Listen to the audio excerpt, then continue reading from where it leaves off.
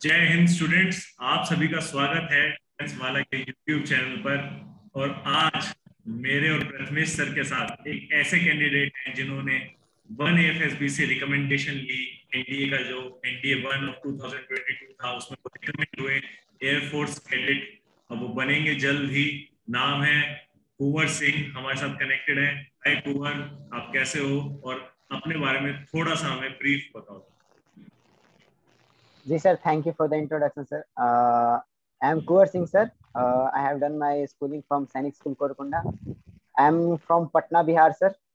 I have attended one FSB Dehradun from 15th August to 19th August and got recommended from there, sir. Good good.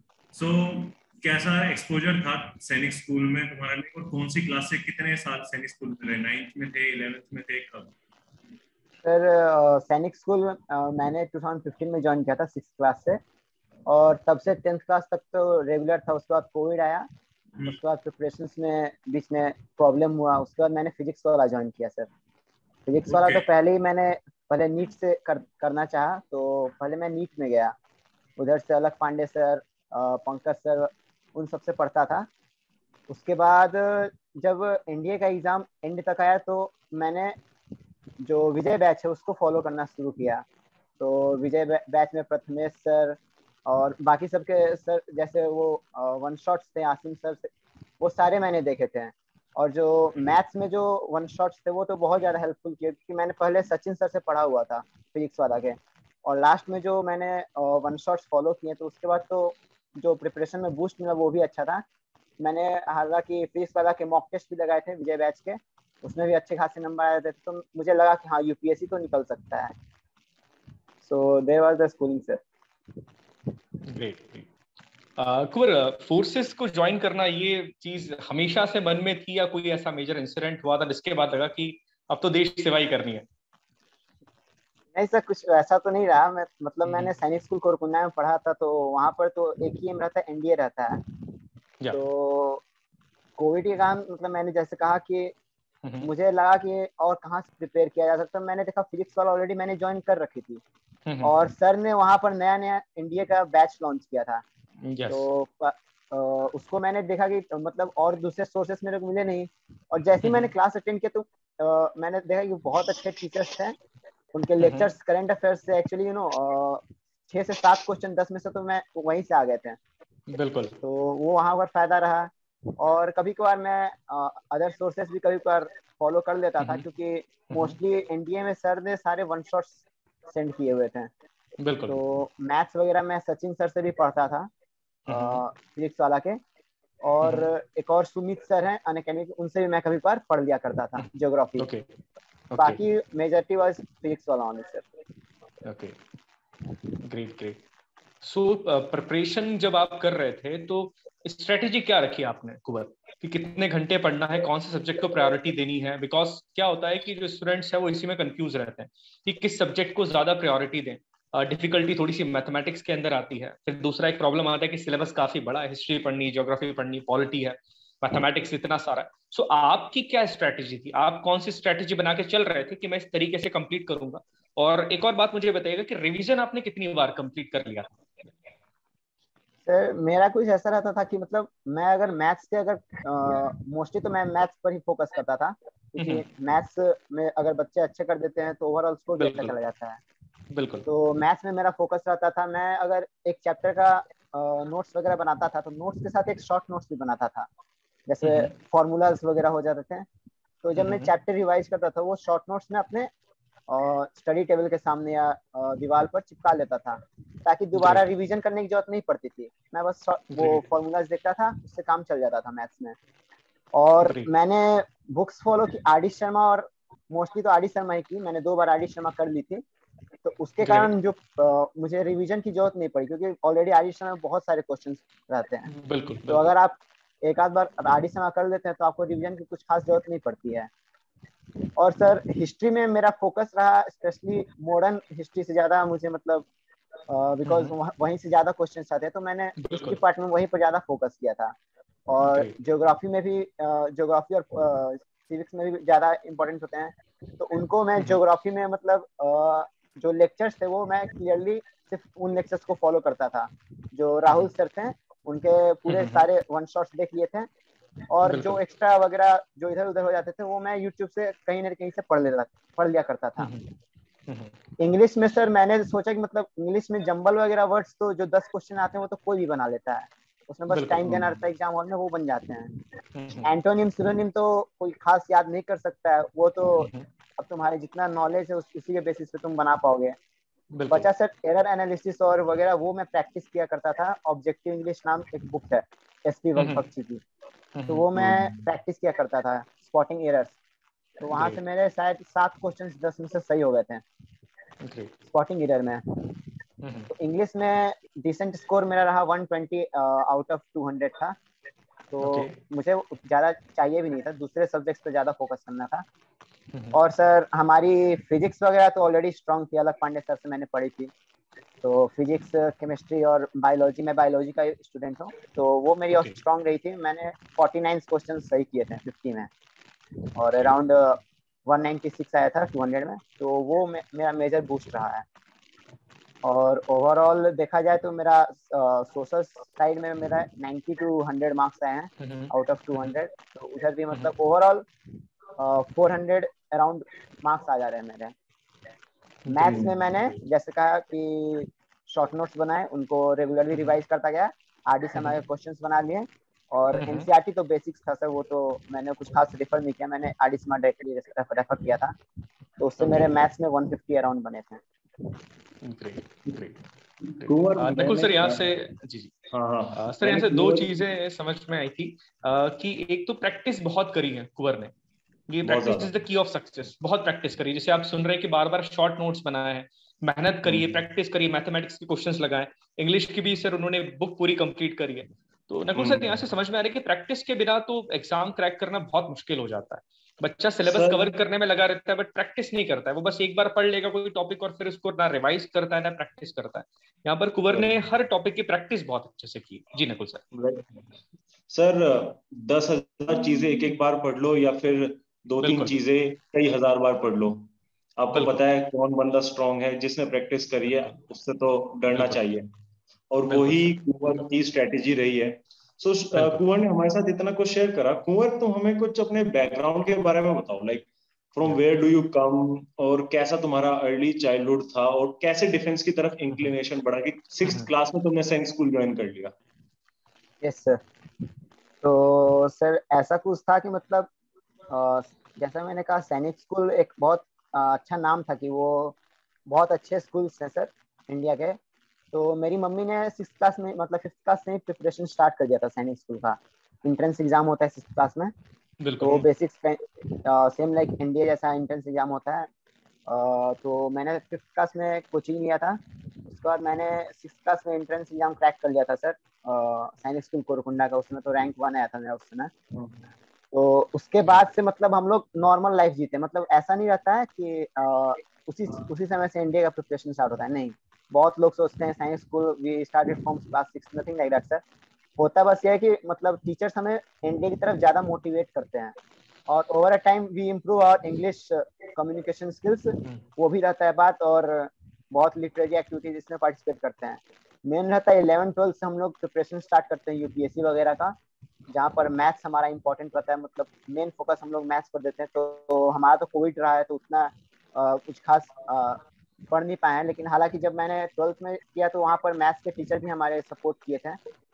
जैसे मैंने already इधर syllabus खत्म कर लिया था online से, तो वहाँ पर गया तो टीचर्स ने भी हेल्प किया, बहुत प्रैक्टिस करवाई। और अभी तो मतलब हमारे रिजल्ट्स भी आ गए हैं 12th के सर। मेरे ख्याल से तो जो प्रॉब्लम आता है मतलब एनडीए का, कि मतलब बहुत से जो फर्स्ट अटेम्प्ट में रहते हैं बंदे, वो सीबीएसई और एनडीए को बैलेंस नहीं कर पाते हैं, वो सबसे ज्यादा मेजर प्रॉब्लम आता है।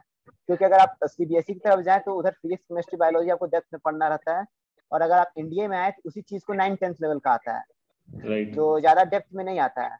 तो वो बंदे मतलब जो लड़के होते हैं वो दोनों को बैलेंस नहीं कर पाते हैं। तो मेरा था कि मतलब मैथ्स तो दोनों में ही कॉमन है, तो मैंने सोचा कि अपना मैथ्स को क्यों ना स्ट्रॉन्ग कर लूं, और बाकी जो बचा जो फिजिक्स केमिस्ट्री बायोलॉजी, उसको मैं सिर्फ वन टाइम जस्ट मतलब मैंने रिवाइज वगैरह नहीं करना सोचा है, इस मैंने सोचा इस चैप्टर बस कंप्लीट कर लेता हूँ, तो ओवरऑल मेरे बेसिक्स भी स्ट्रांग हो जाएंगे उससे, तो वो मैंने किया। और वैसे मैथ्स पर मैंने रिवीजन वगैरह बहुत ज़्यादा किए थे, और उसके बाद हिस्ट्री वगैरह मैंने तो टोटली ऑनलाइन रेफर किया था फिजिक्स वाला से। ज्योग्राफी तो मैंने एक अनअकैडमी सुमित सर से किया था और राहुल सर से भी किया था फिजिक्स वाला के, और आसिम सर ने जो करंट अफेयर दिया था वो भी सही था। तो ओवरऑल यही मेरा प्रिपरेशन रहा था सर। गुड। सो फिर जब तुम्हारा अभी तुम गए अपने एसएसबी में, वो एक्सपीरियंस कैसा था? वहां तुमने फ्रेंड्स बनाए होंगे और तुमने पर्टिकुलर टेस्ट में परफॉर्म करा होगा, कैसा था वो एक्सपोजर 15 अगस्त, वो 4-5 दिन का जब तुमने रिपोर्ट करा था एसएसबी में, किन चीजों का ध्यान रखा? सर हमारे जैसे कि हमें सिखाया जाता है कि मतलब एसएसबी में तुम्हारे सिर्फ पॉजिटिव दिखने चाहिए, तुम्हारे नेगेटिव वगैरह मतलब तुम्हें नहीं दिखाना चाहिए। तो मैंने जो ऑफिसर लाइक क्वालिटीज था उसी पर फोकस किया, लाइक मिंगलिंग विद अदर्स और लीडरशिप क्वालिटीज। तो जैसे ही कोई टास्क आता था तो मेरा मतलब माइंडसेट ये रहता था कि मेरे को इसको सबसे पहले परफॉर्म करना है, मेरे को लीड करना है। तो मैं क्या करता था, कोई भी पीजीटी एजीटी वगैरह कोई टास्क करता तो मैं सबसे पहले स्टार्ट करता था किसी टास्क को, उसके बाद अपने ग्रुपमेट्स को हेल्प करता था, उनको क्रॉस करने देता था, फिर लास्ट में मैं जाता था। ऐसा कुछ होता था मेरा स्ट्रैटेजी। तो इसके कारण मेरा जो पीजीटी एजीटी वो बहुत अच्छे गए थे। इंटरव्यू था, मेरे भाई ने वो लास्ट टाइम एनडीए 148 ज्वाइन किया था sir, he was also recommended from NSD Vizag. तो उन्होंने मेरा मतलब इंटरव्यू इम्प्रूव करने में मदद किया था। वो कहा था मतलब कुछ क्वेश्चंस कॉमन होते हैं कि आपके पेरेंट्स आप में क्या इम्प्रूवमेंट चाहते हैं, आपके भाई आप में क्या इम्प्रूवमेंट चाहते हैं, तो वो आंसर्स भी आपके पॉजिटिव होने चाहिए। जैसे आप ये नहीं कह सकते कि मैं दूसरों से बात नहीं करता, ये मेरी वीकनेस है, क्योंकि ये आपका मतलब एक अपोजिंग ऑफिसर लाइक क्वालिटी है। तो ये सब आप नहीं कर सकते हैं। कुछ ऐसे क्वालिटीज बतानी चाहिए जो पॉजिटिव भी हो और इम्प्रूविंग टाइप भी हो। तो वैसे वगैरह पॉइंट्स मेरे भाई ने बहुत हेल्प किया था इसमें। तो इंटरव्यू में मेरा ओवरऑल अच्छा गया था, और जीटीओ भी अच्छा गया था। और साइक टेस्ट मैंने एक ऑफिसर को फॉलो किया था, NS Rao, colonel NS Rao. तो उन्होंने हमारा साइक साइक टेस्ट बहुत ज़्यादा इम्प्रूव कर दिया था। उन्होंने बताया था क्या करना चाहिए क्या नहीं करना चाहिए। और सो इसी कारण मेरा एसएस भी अच्छा गया। और वहाँ पर मेन इंपॉर्टेंट थिंग, मैंने मतलब मेरे ग्रुप से 4 रिकमेंड हुए थे हाईएस्ट जो एसएसबी में, आउट ऑफ 9 पीपल। वहाँ पर मैंने दोस्त भी वगैरह बनाए, majority of them going for ground duty, और मेरा भी नेवी का है सर।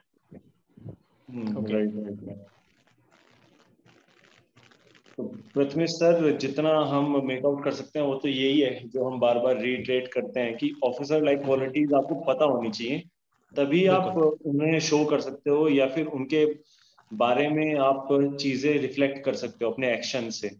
तो ऑफिसर लाइक क्वालिटीज का एक्सपोजर, जानना, पता होना काफी ज्यादा इंपॉर्टेंट है, बहुत जरूरी है। बिल्कुल सर, राइट।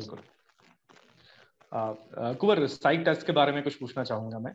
साइक टेस्ट का प्रिपरेशन आपने किस तरीके से किया था? घर पे कुछ टेस्ट लगाए थे? जैसे अगर डब्ल्यूएटी की बात की जाए तो क्या डब्ल्यूएटी की प्रैक्टिस घर पे की थी? एसआरटी की बात करूँ तो एसआरटी की प्रैक्टिस क्या घर पे की थी? और क्या इन टेस्ट की प्रैक्टिस घर पे की जा सकती है? सर जैसे कि मतलब बहुत से लोगों को एक्सपोजर नहीं रहता कि एसएसबी में होता क्या है। तो बहुत से लोग कोचिंग वगैरह करते हैं, जैसे आफ्पा हो गया, ऑलिव ग्रीन, तो वो वहाँ पर जाते हैं। तो मैं जब स्कूल में था तो हम लोग को एसएसबी ट्रेनिंग के नाम पर कर्नल एनएस राव आए थे, जो एक साइकोलॉजिस्ट हैं। तो उन्होंने बेसिक 5 डेज का ट्रेनिंग दिया था कि मतलब वैट में कैसे जाया जाता है, और सेल्फ डिस्क्रिप्शन में क्या क्या लिखा जाता है, टैट वगैरह क्या क्या रहता है। तो मेरे को आइडिया था। तो मेरे को बेसिकली यहाँ पर करना था क्या था कि मैं अपने से कितना प्रैक्टिस कर सकता हूँ चीज़ों पर। बिल्कुल। जहाँ तक मुझे पता है कि वैट में आप जितना ज़्यादा स्कोर कर सकते हैं आउट ऑफ 60 वर्ड्स उतना अच्छा होता है। तो मैंने वैट पर ज़्यादा फोकस किया था। मैंने वैट बहुत ज़्यादा प्रैक्टिस किया था, 4-5 बार लास्ट 2-3 डेज में किया हुआ था। तो उसमें मेरे अच्छे खासे मतलब 58-59 और कभी बार 60 वर्ड्स भी मैं अटेम्प्ट कर देता था। और उसके बाद था हमारा एसआरटी। तो एसआरटी में तो मतलब मैंने एक बुक फॉलो की थी, उसको मतलब उसमें बहुत सारे सॉल्यूशंस थे, तो मैंने यूजुअली उसको रेफर किया था कि कैसे कैसे सॉल्यूशंस लिख सकते हैं आप। तो उससे मेरा मतलब जो अप्रोच हुआ वो बहुत अच्छा हो गया। और एसआरटी में around out of 60 you need to attempt at least 45, that is a good range. And if you are attempting above 50 you are very good capable enough. और उसका बाद स्टोरीज वगैरह तो मुझे पता था कि मैं कर लूंगा, मतलब स्टोरीज कुछ खास में, मतलब मैं वीक नहीं था तो मैंने स्टोरीज पर कुछ खास ध्यान नहीं दिया था, टैग पर। और सेल्फ डिस्क्रिप्शन तो मैं ऑलरेडी प्रिपेयर किया हुआ था, तो 15 मिनट में मैं ट्राई करता था कि 10 मिनट में ख़त्म कर दूं, क्योंकि मुझे अगर मैं 15 मिनट में 10 मिनट एसडी खत्म कर देता हूँ सेल्फ डिस्क्रिप्शन, तो जो 5 मिनट बचते हैं वो वैट वगैरह एसआरटी जो छूटे हुए हैं उन पर ध्यान दे सकता हूँ। तो वो मेरा अप्रोच रहा कि मतलब सेल्फ डिस्क्रिप्शन जितना समय मैं बचा सकता हूँ उतना अच्छा होगा। तो मेनली मैंने NS राव सर से जो कोचिंग ली थी वो, और उसके बाद मैंने जितना प्रैक्टिस किया था अपने सेल्फ पर प्रैक्टिस किया था। बिल्कुल बिल्कुल सर वही कि साइक टेस्ट की भी प्रैक्टिस जरूरी होती है, सिर्फ ये नहीं कि आपने समझ लिया कि ये एसआरटी इस तरीके का होता है या डब्ल्यूटी में ये करना होता है। ये कुछ टेस्ट ऐसे हैं, स्पेसिफिकली डब्ल्यूटी की बात की जाए सर, तो इसमें जितनी ज्यादा प्रैक्टिस करते हैं उतनी ज्यादा आप क्या प्रॉब्लम आपको आ रही है, क्या मिस्टेक्स आप कर रहे हैं, वो पकड़ी जा सकती है और उसके अंदर फिर अपने आप सुधार लाया जा सकता है। Yes Nikhil sir. और सर जो लिखने की प्रैक्टिस होती है, हम लिखते हुए जो गलतियां करते हैं वो एलिमिनेट हो जाती हैं। बिल्कुल आपका सर, बिल्कुल आपका माइंड क्लियर हो जाता है एक एक्शन को लिखने के लिए कि ऐसे ऐसे लिखना है। वरना इनिशियली हम क्या करते हैं, लिखते हैं, काटते हैं, फिर लिखते हैं, वो दिखाते हैं कि आप इनडिसाइसिव हो। जब आप काफी ज्यादा कटिंग करते हो या फिर वर्बोस हो जाते हो तो it means you don't have clarity in mind. Exactly sir, काफी छोटी छोटी चीजें होती हैं जो मैटर करती हैं। कुंवर ने हमारे साथ अपना एक्सपीरियंस शेयर करा।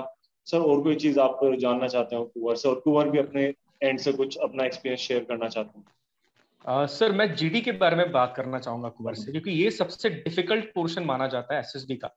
पहले ही दिन बच्चे जीडी में इतना कंफ्यूज हो जाते हैं, कुछ घबरा जाते हैं, कुछ बोल नहीं पाते, कुछ गुस्सा हो जाते हैं, एंग्री हो जाते हैं, क्योंकि पता नहीं कहाँ से सुन के आ जाते हैं कि चिल्ला के बात करेंगे तो शायद सिलेक्शन हो जाएगा, रिकमेंड हो जाएंगे, नेक्स्ट फेज के लिए चले जाएंगे। कुंवर आपका जीडी कैसा रहा, क्या एक्सपीरियंस था? और वो जो फिश मार्केट वाला सिचुएशन था वो तो अवॉइड आप कर नहीं सकते, वो तो बनता ही है, तो how you handle that situation बताइए।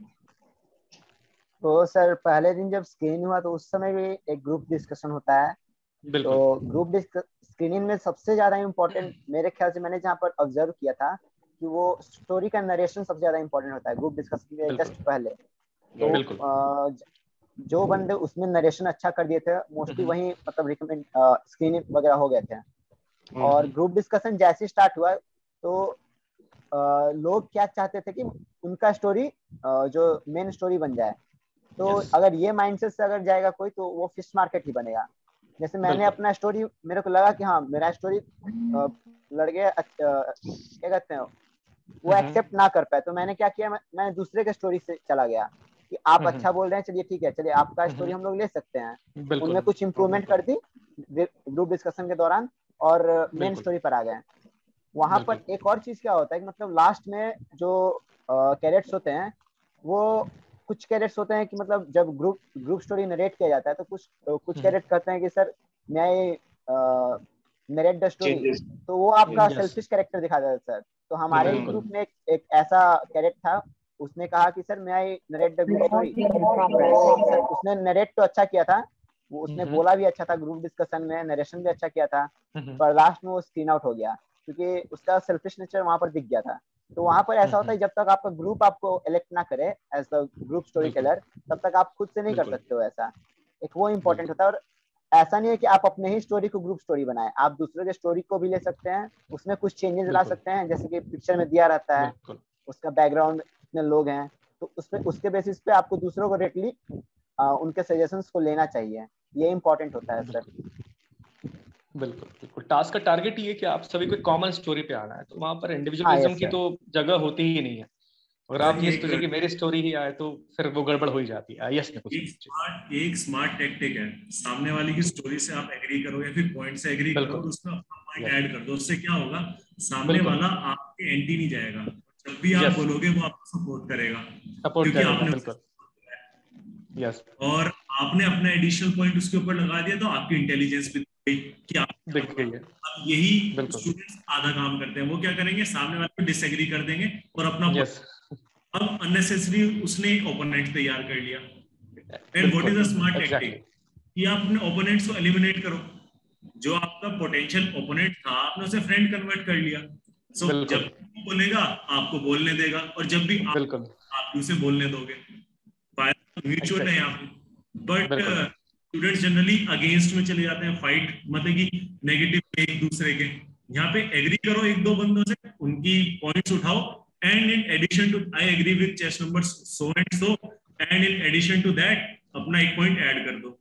वो भी बच्चा बिल्कुल खुश हो गया, असेसर को भी पता चल गया यूर स्मार्ट चैप। ऐसे आप 2-3 बार कर दो, लास्ट में कंपाइल करते हुए कि यार let's compile, chest number 16 said this, chest number 20 said this, and अपना एक पॉइंट डाला, बाकी सब that's how you like move the group, you lead the group. उसकी कोई क्वालिटी या बैच नहीं होता कि ये ग्रुप लीडर है, वो दिख जाता है अलग से, जो सबको चला रहा है, घुमा रहा है, उनसे चीजें इनपुट दिलवा रहा है। और वही वहां पे, चाहे वो इनिशियली आपका पीपीएनजीटी वाला दिन हो, डे 1 हो, या फिर डे 3-4 में आपका जब जीटी हो रहा है, ग्रुप टास्क हो रहे हैं, उसके अंदर का ग्रुप डिस्कशन हो, ग्रुप प्लानिंग एक्सरसाइज हो, पीजीटी हो, हाफ ग्रुप टास्क हो, फाइनल ग्रुप टास्क हो, स्नेक रेस हो, यही क्वालिटीज वहां शो होती हैं। स्नेक रेस में आप लास्ट हो, सेकंड लास्ट हो, आपके 1-2 ग्रुप मेंबर होंगे जो नहीं चढ़ पा रहे वॉल पे या क्रॉस नहीं कर पा रहे, तो आप पीछे से उसे पुश करोगे, और अगर सपोज वो बैलेंस बीम क्रॉस नहीं कर पा रहा, आप क्रॉस करोगे तो पीछे मुड़ के उसे हाथ दोगे और उसे क्रॉस कराओगे। That's how you lead. आगे वाले आगे भागते चले जाते हैं, पता नहीं कहाँ जाएंगे वो भागकर, and you will be surprise to see कि सारी टीम जो भी 3-4 ग्रुप स्नेक रेस खत्म करते हैं, सब साथ ही खत्म करते हैं, हार्डली 5-10 सेकंड का गैप होता है। This is a strategy.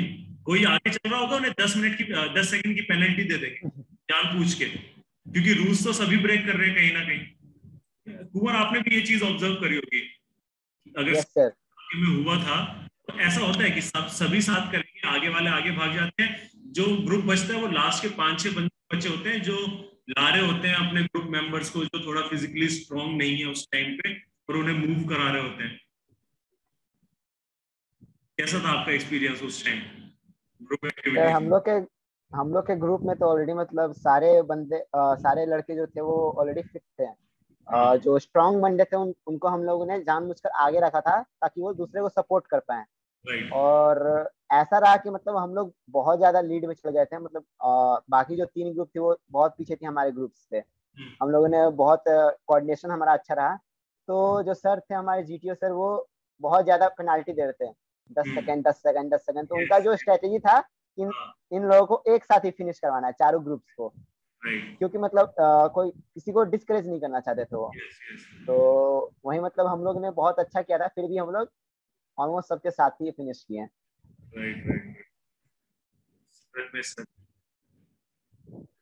Ji sir, वही है, टीम स्पिरिट होना चाहिए, और वही एक कैंडिडेट के अंदर देखी जाती है। कितने प्रेशर के माहौल में फिर टीम स्पिरिट के साथ साथ वो कैसे एक लीडरशिप की क्वालिटी को दिखा रहा है, शो कर पा रहा है, यही देखी जाती है। Yes sir. एक तरीके का स्केल मॉडलिंग है कि यस सर। एक छोटी सी सिचुएशन में हम देख रहे हैं एक स्टूडेंट, जिससे कि वो अभी जैसा बिहेव करेगा जहाँ पे सब कुछ फेवरेबल है, उससे हमें आइडिया हो जाएगा जब चीजें थोड़ा अगेंस्ट जाएंगी वो कैसा बिहेव कर बिल्कुल सकता है। बिल्कुल जैसे ट्रू। अगर हमें कुछ चेक करना है, डैम पानी रोकेगा नहीं रोकेगा, हम सेम स्केल का एक छोटा मॉडल बनाएंगे, फिजिकल मॉडल सेम, जो एडवर्सरीज आगे आप फेस करने वाले हो वैसे एक छोटा सा स्केल करके लेवल बनाया गया। चाहे वो आपके पीजीटी में फट्टा बल्ली रोप से छोटे मोटे ऑब्स्टेकल क्रॉस करने थे, उसमें आपको ब्रीफिंग क्या दी जाती है कि it's a no man's land, you can not put feet on the ground start and finish line में, सिर्फ जो बेसिक हेल्पिंग मटेरियल है उसका यूज करते हुए क्रॉस करना है एरिया को। तो एक scale modelling type of model है। जितना ज्यादा समझेंगे उतनी ज्यादा चीजें आसान हो जाएगी, जितना ज्यादा पढ़ते हैं चीजें उतनी ज्यादा लिंक करती हैं, कनेक्टिंग द डॉट्स। तो अभी कुंवर इस टेबल के दूसरी तरफ आ चुके हैं, एसएसबी में जाने से पहले दूसरी तरफ थे। तो कैसा लग रहा कुंवर जब चेस नंबर अनाउंस हुआ और फिर तुम्हें कहा होगा नाम वेरीफाई करो या फिर अपना रोल नंबर वेरीफाई करो, तुम आ गए, आगे खड़े हो गए वहां पे 1 में शायद गंगा हॉल है, पता नहीं कौन सा हॉल है वो, मूवी हॉल, तो जिसमें उसमें अनाउंसमेंट हुआ होगा शायद। यस सर, ऑडिटोरियम था उनका, जहाँ पर स्क्रीनिंग वगैरह होता है सर, वहीं पर। सुखोई लगे हुए हैं तो हाँ सर। तो हमने तो बहुत इंतजार किया था सर। मेरा मतलब जो कॉन्फ्रेंस था वो 11 साढ़े 11 बजे तक हो गया था। ओके। तो उसके बाद शाम 5 बजे तक हम लोग वहीं पर वेट करते रहे हैं। और जो मतलब वहाँ का फीलिंग था कि कब आएगा कब आएगा, हर एक सेकंड बहुत लंबा लग रहा था। 5 बजे तक हम लोग इंतजार कर रहे थे। प्लस वो लोग मतलब कोई घड़ी भी नहीं रखते हैं कि आपको समय का पता चले वहाँ पर। तो हम लोग बैठे बैठे शाम हो गया था। तो सर आए, जो हमारे हेड थे, उन्होंने चेस्ट नंबर अनाउंस करना शुरू कर दिया। तो सबसे पहले उन्होंने ये कहा कि तुम्हारे जो ग्रुप है उसने पिछले 2 बार से सबसे ज्यादा अच्छा किया है। तो इससे तो मैं समझ गया था कि मतलब बहुत ज्यादा लड़के सेलेक्ट हुए हैं, क्योंकि पिछली बार 10 ही हुए थे। तो मेरे को लगा कि शायद 12 या 15 होंगे। तो सर ने चेस्ट नंबर से अनाउंस किए। तो सर जब अनाउंस करना शुरू किया तो नंबर्स थे, बहुत रेगुलर नंबर्स थे, जैसे 2, 3, 4 ऐसे, मतलब बहुत कंटिन्यूअस नंबर्स उन्होंने अनाउंस करना शुरू कर दिया। तब थोड़ा शुरू के ही सारे लड़के अगर सेलेक्ट हो जाएंगे तो हमारा क्या होगा। तो मेरा 19 था, उसके बाद मेरा 19 आ गया। उसके बाद एक तो फीलिंग आया कि हाँ मेरा नंबर आ गया। उसके बाद सर ने कहा कि अपना रोल नंबर, जो डेट ऑफ बर्थ है और नाम बोलो। तो नाम बोला। उसके बाद स्टेज पर हम लोग गए, और उसके बाद शायद पहले 30 चेस्ट नंबर में से ऑलरेडी 10 सेलेक्ट हो गए थे, 30 या 40 चेस्ट नंबर में से। उसके बाद जो नेक्स्ट 30 आए उनमें से सिर्फ 4 और 5 ही सिलेक्ट हुए, ऐसे कुछ। तो टोटल अराउंड 18 वहाँ पर रिकमेंड हुए, जो शायद बहुत अच्छा था पिछले बार से। पिछले बार में सिर्फ 10 हुए थे, तो 18 हुए थे टोटल। 4 हमारे ग्रुप के थे sir. It was a lovely interaction with you, कुंवर, है ना प्रथमेश सर? काफी अच्छा बिल्कुल ऐसे जर्नीज को, और इतनी यंग एज पे ऑब्जर्वेशन करना, चीजों की समझ और परख रखना, कैसे परफॉर्म करना है, कैसे एक्ट करना है। बिल्कुल शॉर्ट इसे बोलेंगे पीपल्स स्किल, कितनी ज्यादा स्ट्रांग उस टाइम पे। काफी अच्छा लगा आपसे इंटरेक्ट करके प्रथमेश सर। बिल्कुल कुंवर, आगे की जर्नी भी आपकी अच्छी रहे, best of luck for that, क्योंकि रियल जर्नी अब स्टार्ट होने वाली है। जब एनडीए में आप कदम रखोगे काफी मजा आने वाला है, हर फेज को एंजॉय करना। एंड सर प्राउड होता है जब फिजिक्स वाला के स्टूडेंट जो है वो देश की सेवा के लिए जाते हैं। तो I really proud of you Kunwar. Thank you Kunwar, thanks for connecting with us. हम जल्दी थैंक यू सर। आपको दोबारा कनेक्ट करेंगे। And congratulation from once again from physics वाला टीम, डिफेंस वाला टीम। हम उम्मीद करते हैं कि आज से 20, 25, 30 साल बाद आपको बहुत ही हाई रैंक पे देखें, और काफी ज्यादा आप अच्छा परफॉर्म करें अपने मिलिट्री करियर में, ऑपरेशंस में अच्छे से भाग लें, अपना आपका एक्सपोजर बढ़े, आपका जो मेंटल कैलिबर है, टेक्निकल नॉलेज है, उस टाइम के हिसाब से आप बढ़े। और suggestion and best wishes from defence वाला टीम की कीप ऑलवेज लर्निंग, और जहाँ पे आपको लगता है आप किसी हेल्प कर सकते हो वहाँ पे सामने वाले की हेल्प करो, जो आपके जूनियर्स होंगे उन्हें गाइड करो, और सभी को आगे बढ़ो। Right? Thank you sir. Thank you, है ना? थैंक यू बेटा। Okay, thank you Kunwar. Thank you.